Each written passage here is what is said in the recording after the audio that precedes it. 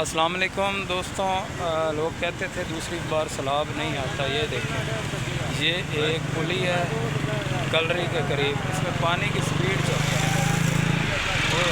استغفراللہ ربی اتوب. یہ چیک کریں پانی کی سپیڈ.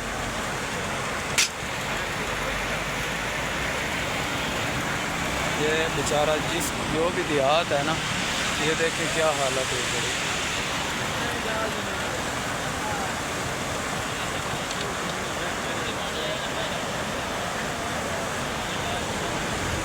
استغفراللہ ربی اتوب.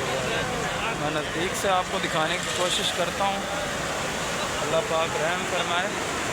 یہ پانی کی سپیڈ چیک کریں. استغفراللہ ربی اتوب.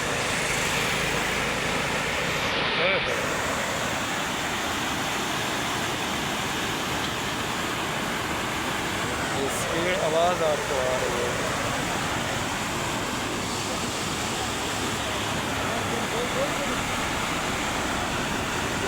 اسی پلی پہ ایک بندہ گرا تھا جو دوبارہ نہیں ملا.